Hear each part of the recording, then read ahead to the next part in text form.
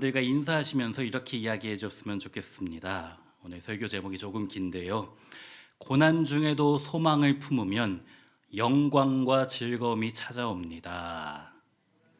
고난 중에도 소망을 품으면 영광과 즐거움이 찾아옵니다. 우리 남자 성도님들 좋아하시는 여자 연예인이 있으신가요? 대답하지는 않으셔도 됩니다. 가정의 평화를 지키셔야 돼서.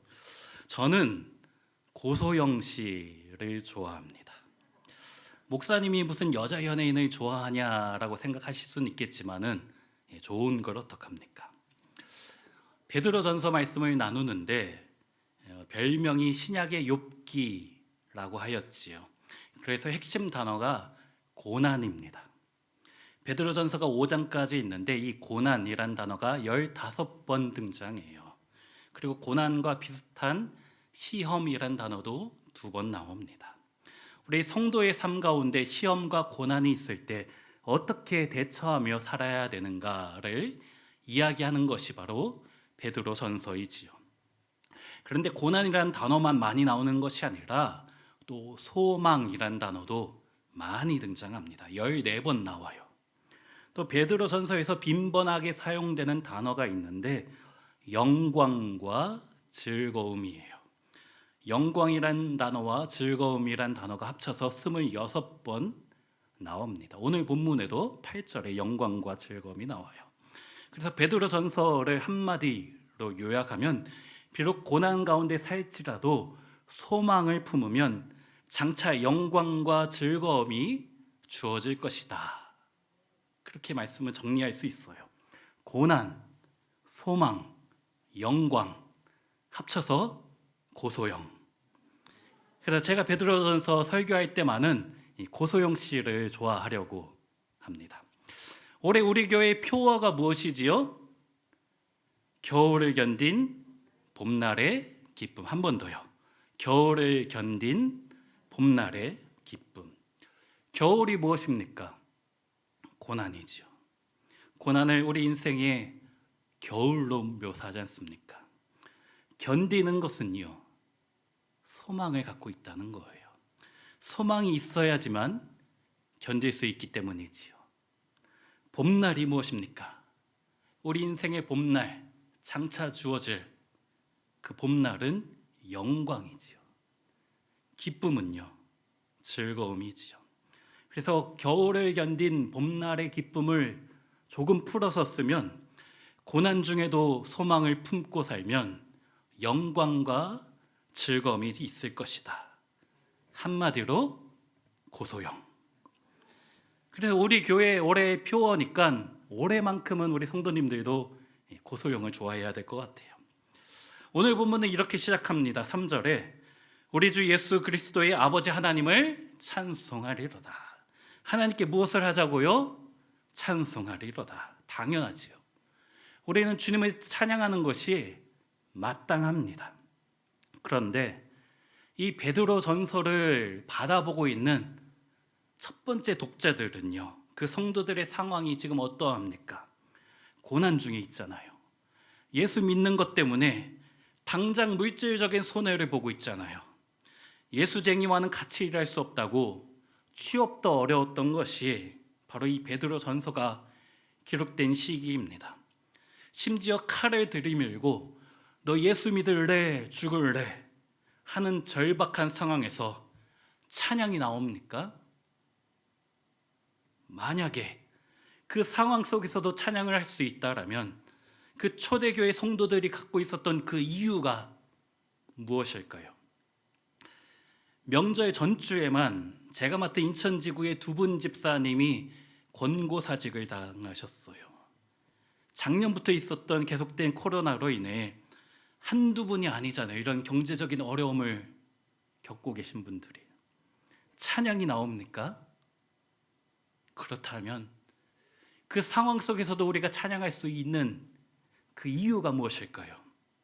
3절 말씀 계속해서 보면 그의 많으신 긍휼대로 예수 그리스도를 죽은 자 가운데서 부활하게 하심으로 말미암아 우리를 거듭나게 하사 산 소망이 있게 하시며 하나님의 긍휼하심이 예수 그리스도를 통해서 우리에게 주어졌기 때문에 우리에게는 산 소망이 있는 것이에요.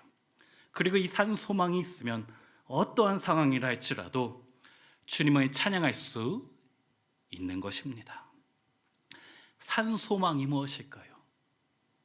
산 소망의 반대가 무엇인지를 생각해 보면 좋을 것 같아요. 옛날 90년대 농담에 산토끼의 반대가 뭔지 아십니까? 죽은 토끼도 되고 집 토끼도 되고 판 토끼도 된다라고 했는데, 산 소망의 반대가 무엇일까요? 죽은 소망이지요. 헛된 소망입니다. 몇 년 전에 신과 함께라는 영화가 있었어요. 여러 가지 지옥의 모습들을 보여주었는데 1편이 한 1,400만 관객, 2편이 1,250만 관객 정도, 정말 많은 사람들이 봤다고 합니다. 불교적 세계관으로 만든 영화라서 그렇게 마음에 들지는 않지만 어쨌든 저도 1편은 봤습니다. 근데 기독교 세계관으로 이 지옥을 묘사한 소설이 있습니다. 기독교보다는 이제 천주교에 더 가까웠던 시기이지만 그때는 이제 개신교와 나눠지기 전이었지요. 약 700년 전에 이탈리아 작가인 단테가 쓴 신곡이라는 소설이에요. 이 신곡에서 지옥을 묘사하는데 지옥문 꼭대기에 적힌 글이 여기 들어오는 자는 모든 소망을 버릴지어다. 지옥이 어떤 곳입니까? 소망이 없는 곳이에요. 산 소망의 반대 무엇입니까? 지옥 같은 인생이고 바로 지옥 그 자체다라는 것이에요. 하지만 우리 인생이 지옥 같을지라도, 그렇게 답답하게 느껴진다 할지라도 이 소망만 있으면 아무리 힘들어도 살아갈 수 있는 것이에요. 또 산 소망의 반대, 헛된 소망이다라고 할 수 있어요. 우리 인생에 확실한 소망이 필요하지 않습니까? 제가 아직까지는 마약을 안 해봤지만 그렇게 좋다고 하죠. 모든 것을 잊어버리게 한답니다. 모든 아픔, 모든 고통, 모든 슬픔도 잊어버리고 쾌락만을 극대화시켜준다라고 하는데, 우리 해보신 분들이 정말 그렇습니까? 아무도 대답 안 하셔서 감사해요. 이런 것은 헛된 것이잖아요. 일시적인 것이잖아요. 잠시의 고통을 망각시키는 것뿐입니다. 또 가능성으로 따져볼 수 있는 모든 것은 산 소망이 아니고 헛된 소망이라고 할 수 있을 것 같아요. 로또 1등 당첨의 확률이 어떻게 되는지 아십니까? 제가 검색해 보니까 800만 분의 1, 0.0000125%라고 합니다. 그래도 다른 사람은 안 돼도 나는 될 것 같잖아요. 그러나 이런 가능성을 따져본다라는 것은요, 그것이 아무리 99%라고 할지라도 산 소망이 될 수는 없어요.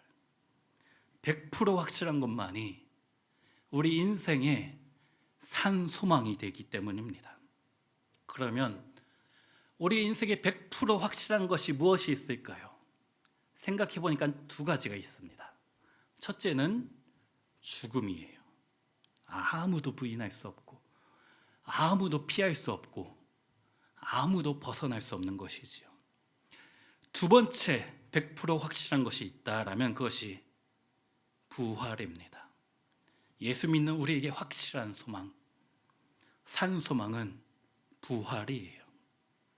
그의 많으신 긍휼대로 예수 그리스도를 죽은 자 가운데서 부활하게 하심으로 말미암아 우리를 거듭나게 하사 산 소망이 있게 하시며, 지금은 죽을 것 같이 고통스럽지만, 지금은 도저히 견딜 수 없을 것 같지만 우리의 유일한 산 소망된 그 부활만 믿으면 모든 것을 견딜 수 있는 것이에요. 한 달 정도 전에 제가 예전에 미국에서 사역했었던 교회 목사님과 연락을 했었습니다. 이 목사님이 이야기하시는데, 이번 주에 장례 집례가 있고 다음 주에도 장례 집례해야 되고 그 다음 주에도 장례 집례를 해야 된다라는 거예요. 이제 처음에는 그게 무슨 소리인지 이해를 못했어요. 어떻게 2주 후에 장례 치를 것을 예측하고 이런 말씀을 하실까 생각을 했는데 그게 아니에요. 이미 돌아가셨는데 아직 장례를 못 치르고 있었던 거예요. 코로나 때문에 돌아가신 분들이 너무 많아서 장례식장을 한 달 이상 예약해야지만 겨우 장례 치를 수 있다는 거예요. 미국에 있는 제 다른 친구한테 연락해 보니까는 장례식장이 전무후무한 호황을 이루고 있다고 합니다. 가슴 아프지요. 제가 사역했던 교회는 성도가 한 150명 정도 되는 크지 않은 교회예요. 또 명절 인사차 또 연락했더니 장례가 또 났대요. 도저히 견딜 수 없는 코로나 상황에서 150명 교회에서 몇 번째 장례가 나는지 분위기를 묻지 않아도 잘 알 것 같아요.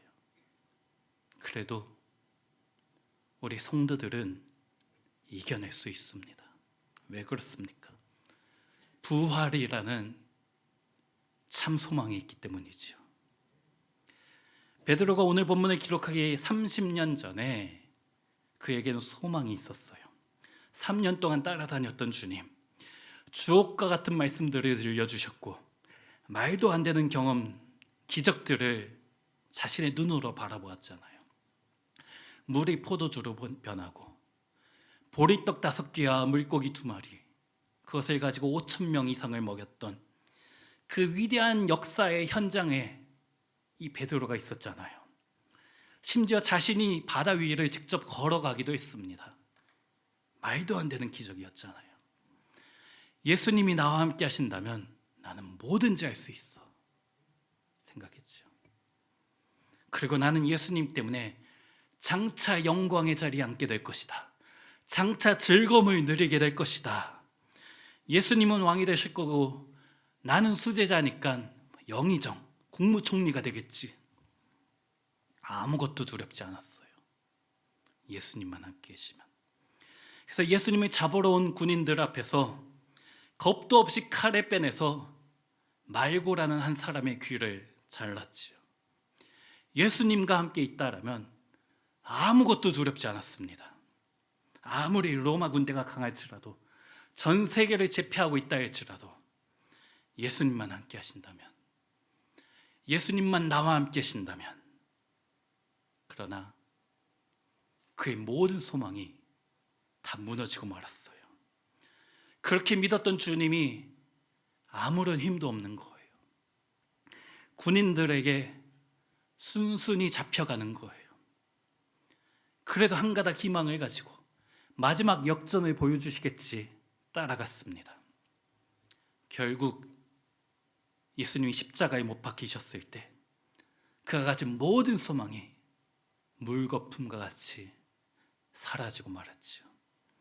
그렇게 믿었던 예수님, 이 세상의 모든 것을, 사람도 자연 만물도 다스리던 예수님이 돌아가셨다라는 것, 자신이 가졌던 소망을 죽은 소망으로 만들어 버렸지요. 이 시간 우리 성도님들 삶 가운데도 이 30년 전에 베드로와 같은 분들 계시지는 않습니까?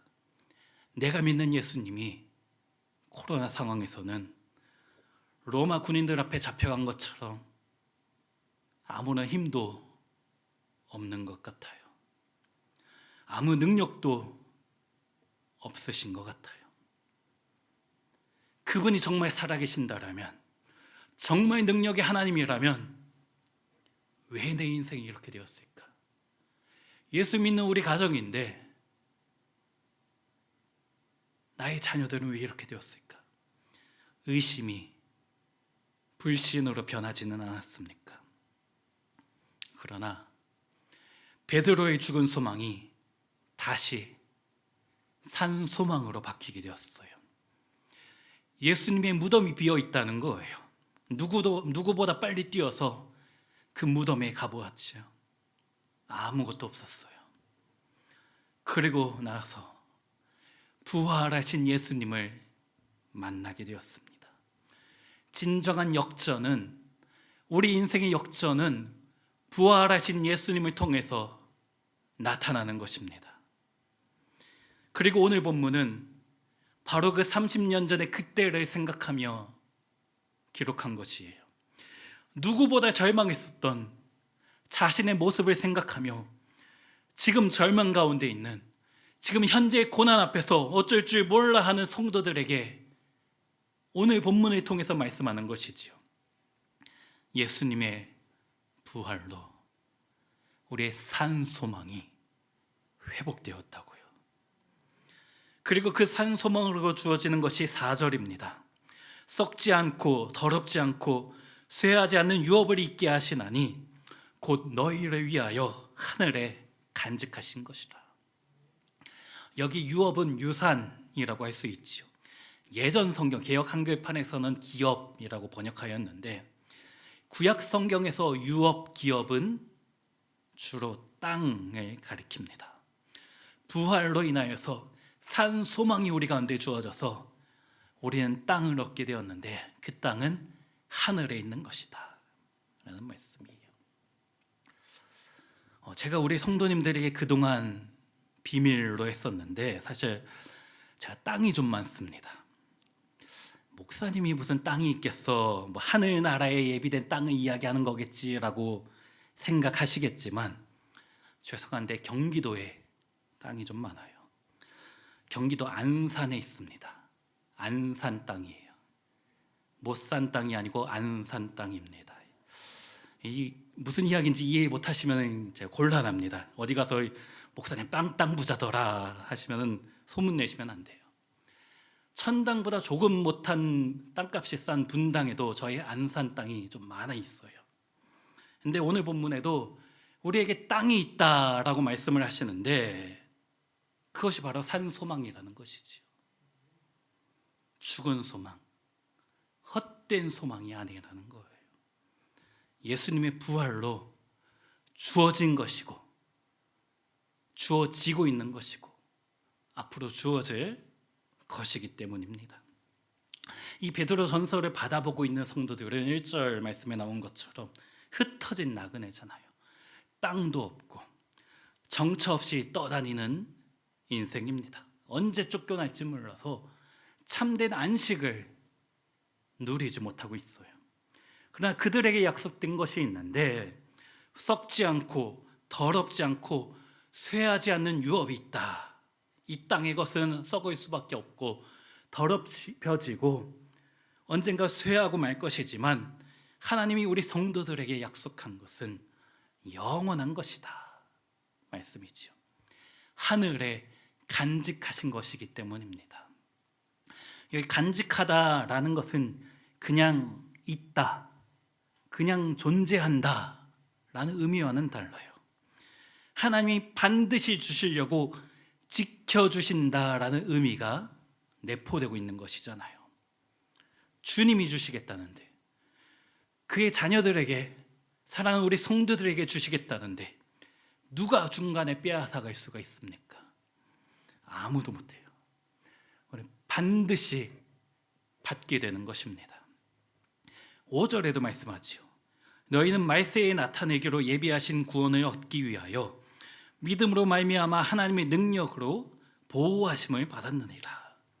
하나님이 지금도 그분의 능력으로 보호하고 계셔서, 우리 성도들을 보호하고 계셔서 결국은 그 소망을, 결국은 그 유업을, 결국은 그 구원을 얻게 되는 것입니다. 그것을 안다면, 그 사실을 믿는다면 우리 삶 가운데 어떠한 비바람이 닥칠지라도 이길 수 있어요. 인생의 겨울에서도 견딜 수 있는 것입니다. 코로나라는 실제적인 어려움들도 결국은 믿음으로 이겨서 봄날의 기쁨, 영광과 즐거움을 얻게 될 줄로 믿습니다. 그렇기 때문에 우리는 6절 말씀처럼 여러 가지 시험으로 말미암아 잠깐 근심하게 되지 않을 수 없으나 오히려 크게 기뻐하는도다. 여기 여러 가지 시험은 문자적으로 다양한, 다각적인 시험을 말하는 것이죠. 영어 성경의 NIV 버전을 찾아보니까 여러 가지를 all로 번역했어요. 모든 시험이 있다라는 거예요. 모든 시험이 있다. 정말 그렇게 느껴지는 우리 성도님들 계시잖아요. 한두 가지 시험만 있는 게 아니고 하나도 빠짐없는 모든 시험이 우리 가정 가운데 있는 것처럼 느껴지는 분들 계시잖아요. 그래서 참 많이 근심할 수밖에 없어요. 괴롭지요. 고통스럽지요. 하지만 그럼에도 불구하고 믿음을 가진 우리는 여전히 기뻐할 수 있는 줄로 믿습니다. 그 이유가 무엇입니까? 6절에 잠깐이라고 했기 때문이에요. 이 고통이 끝날 것 같지 않지만 잠깐 근심하는 거예요. 그리고 7절 말씀과 같이 너희 믿음의 확실함은 불로 연단하여도 없어질 금보다 더 귀하여 예수 그리스도께서 나타나실 때에 칭찬과 영광과 존귀를 얻게 할 것이니라. 이 고난을 견디고 나면, 우리 인생의 겨울을 견디고 나면 주님이 주실 칭찬, 주님이 주실 영광, 주님이 주실 존귀를 얻게 될 것이기 때문에 당장은 힘들지만 여전히 기쁨을 간직할 수 있는 것입니다. 물론 고난 자체를 기뻐하라라는 것은 아니에요. 고난아 나에게 와라, 주님 더 많은 고난을 주시옵소서라고 기도하실 필요는 없어요. 고난 자체가 나에게 축복이기 때문에 시험 중에도 기뻐할 수 있다라는 것이에요. 그 자체가 축복은 아니지만 그것을 통해서 축복이 주어질 것을 믿기 때문입니다. 그런 말이 있지요. 거꾸로 매달아도 국방부 시계는 돌아간다. 군대 가면 너무나 힘들고 또 외롭고 고통스럽잖아요. 하지만 결국 제대의 날이 옵니다. 그리고 군대 가기 전보다 더욱 멋있고 더욱 늠름한 모습으로 바뀔 것이기 때문에 기쁨으로 그 고통을, 그 훈련들을 이겨낼 수 있는 것이지 않습니까? 우리 신앙생활도 마찬가지예요. 여러 가지 고난 속에서 좌절하거나 원망하지 않을 수 있는 것은, 우리는 그 고통의 원인을 알 수는 없지만 확실한 것은 그것이 잠깐이라는 것, 그리고 그 고난에는 반드시 끝이 있고 그것들을 통해서 우리에게 유익이 있다라는 것이죠. 겨울을 견디면 봄날의 기쁨이 반드시 올 것이기 때문에, 고난 중에도 소망을 품으면 영광과 즐거움이 찾아올 것을 믿기 때문에 우리 인생에는 수많은 어려움들, 홍해바다도, 여리고성도, 우리 인생의 골리앗도 괜찮습니다. 기쁨으로 견딜 수 있는 줄로 믿습니다. 물론 당장은 힘들지요. 당장 괴롭잖아요. 산소망이 있음에도, 그 믿음이 있음에도 당장 힘든 것은 사실입니다. 그래서 필요한 것이 8절 말씀이에요. 우리 다 같이 8절 말씀 한번 읽겠습니다. 예수를 너희가 보지 못하였으나 사랑하는도다. 이제도 보지 못하나 믿고 말할 수 없는 영광스러운 즐거움으로 기뻐하니. 베드로와 다른 제자들이 부활하신 예수님을 만났을 때 도마는 그 자리에 없었죠. 나중에 예수님을 만났다라는 그 이야기를 듣고 예수님의 손에 그 못자국을 내 눈으로 직접 보고 그 못자국에 내 손가락을 직접 넣어보지 않고는 못 믿겠다. 그런데 정말 예수님이 나타나셨어요. 그리고 도마가 했던 그 말 그대로 하셨지요. 너의 손가락으로 나의 못자국에 집어넣어봐라. 그 자리에 엎드려서 나의 주, 나의 하나님이십니다 고백하였죠.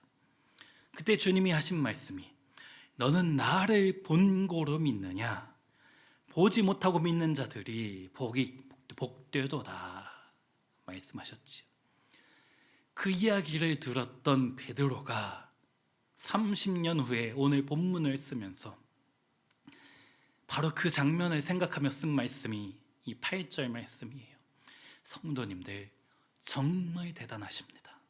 당신들은 나는 예수님을 봤지만 당신들은 예수님을 본 적이 없는데 이렇게 예수님을 사랑하고 고난 중에도 기뻐하니 정말 대단한 거예요. 이야기한 것입니다. 우리 성도님들도 마찬가지예요.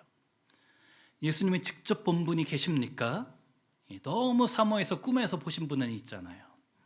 마음속에 항상 함께 하심을 느끼잖아요.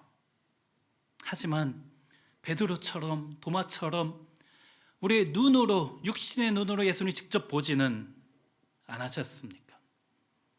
근데 우리 성도님들 예수님 사랑하십니까? 대단한 거예요. 도마보다 더 큰 믿음인 것입니다. 그 믿음이 그 주님을 향한 사랑이 필요하다는 거죠.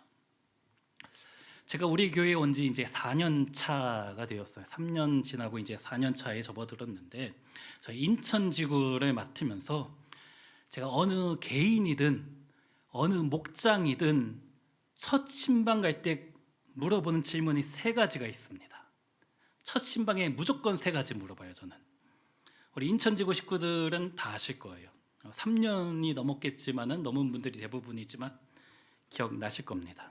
첫째, 어떻게 교회에 오게 되고 어떻게 예수님을 영접하게 되었는가.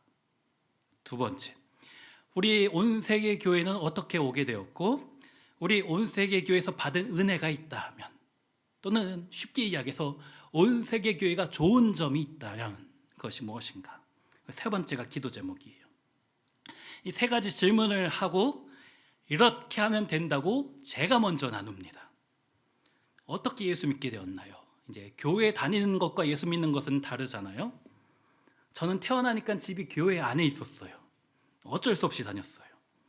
그러다가 너무 기니까 이러이러해서 예수님을 인격적으로 영접하게 되었다. 첫 번째 질문의 답을 제가 해요. 그리고 두 번째, 우리 온 세계 교회는 어떻게 오게 되었고 좋은 점, 은혜 받은 것이 있다면 무엇인가? 제가 먼저 나눕니다. 저는 99년에 우리 한남노회에서 목사 후보생이 되었고 그 이후로 소속은 한 번도 옮긴 적이 없어서 제가 오래돼서 우리 한남노회에 있어서 우리 교회와 우리 목사님을 어느 정도는 알고 있었어요. 또 우리 교회 출신 교역자들, 김요한, 한동훈 목사 같은 형님들하고 또 이민수, 김현욱, 김혜성, 김기호 같은 동생 목사님들하고 아는 사이여서 우리 교회가 참 좋은 교회, 또 참 좋은 목사님이라는 이야기를 들었는데 와서 사역해 보니까 더 좋더라. 자, 그런 이야기들을 해요. 그리고 저의 기도 제목을 나눕니다. 그리고 이제 성도님들 한 분 한 분의 이야기를 들어요. 누구는 VIP 축제 때 친구가 하도 오라고 해서 오게 되었다. 또 누구 때문에 오게 되었다. 아내가 하도 뭐라고 해서 잔소리 듣기 싫어서 오게 되었다. 또 이제 우리 교회뿐 아니라 각자 처음 다닌 교회들 이야기를 이제 합니다. 그리고 나서 내가 어떻게 예수 믿게 되었는가를 이야기해요. 예전 교회에서 믿게 된 분도 있고 우리 교회 다니다가 이제 예수님을 영접하게 된 분들도 있어요. 또 우리 교회가 좋았던 거, 은혜 받았던 것들 여러 가지 이야기들 합니다.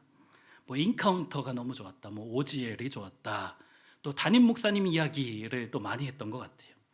제가 그 이야기들, 우리 인천지구 성도들의 이야기들을 간증을 노트에 다 적었어요. 저는 이제 누가 담임 목사님 좋다고 하는지 다 적어놨어요. 제가 서로 이런 간증들을 하고 기도 제목을 나누는 건데 이런 이야기들을 정말 어떤 목장에서는 한 2시간 넘게도 이야기했어요. 어떤 목장에 갔을 때 저녁 식사를 하고 나서 이제 나누는데 한 2시간 넘게 하고 나서 목사님 내일 새벽 예배 가야 되니까 지금 한 11시 다 되는데 먼저 가세요. 우리끼리 더 이야기할게요. 그랬던 목장도 있었어요. 이런 이야기들을 하면요, 오늘 본문 8절에 나오는 말할 수 없는 영광스러운 즐거움이 임하게 됩니다. 내가 예수 어떻게 믿게 되었는지, 내가 우리 교회를 통해서 어떤 은혜를 받았는지 서로 나누다 보면 말할 수 없는 영광스러운 즐거움이 찾아오는 거예요. 예수 믿는 거 참 좋은데 도저히 표현할 수 없는 모든 것들, 그 기쁨만 있다라면 지금 내 앞에 있는 현재의 고난, 지금 나의 상황은 중요하지 않게 됩니다. 나의 기도 제목들, 수많은 기도의 제목들이 있어도 영광스러운 즐거움이 모든 것을 이길 수 있게 합니다. 그것이 우리 신앙생활에서 기쁨의 근원이 되는 것이에요. 이 기쁨이 있으면 코로나로 인하여 여러 가지 경제적인 어려움들이 있다 할지라도 결국 이겨낼 수 있어요. 이 기쁨이 있으면 여러 가지 질병으로 인하여 걱정, 근심, 두려움이 있을지라도 이길 수 있습니다. 예수를 사랑하는 이 마음이 있다라면 자녀에 대한 걱정들, 남편과의 갈등, 모든 관계의 문제, 그 어떤 기도의 제목이 많이 있다 할지라도 잠깐은 근심하겠지만 오히려 크게 기뻐할 수 있는 줄로 믿습니다. 그 믿음만 있으면 돼요. 예수를 보지 못하였으나 주님을 여전히 사랑하는 그 마음, 그 믿음만 우리에게 필요한 것이에요. 우리에겐 산 소망이 있기 때문에, 그 소망은 예수 그리스도의 부활로 우리에게 이미 주어진 확실한 소망이기 때문에, 그리고 하늘나라의 유업을 반드시 받을 것이기 때문에 인생의 겨울을 견딜 수 있는 주님을 믿는 믿음, 주님이 함께 하신다라는 소망이 있는 것입니다. 그런 우리 모두에게 결국 봄날의 기쁨이 찾아올 것입니다. 그러므로 고난 중에도 소망을 품으면 영광과 즐거움이 찾아온다라는 것을 확신하며 오늘도 우리의 환경을 바라보는 것이 아니라 내가 처음 어떻게 예수 믿게 되었는지 주님을 사랑하는 그 마음만 있으면 됩니다. 그 주님을 다시 한번 사랑합시다. 그리하여 칭찬과 영광과 존귀를 얻으시는 우리 모든 성도님들이 되시기를 주의 이름으로 축원합니다. 지금 우리 말씀 생각하며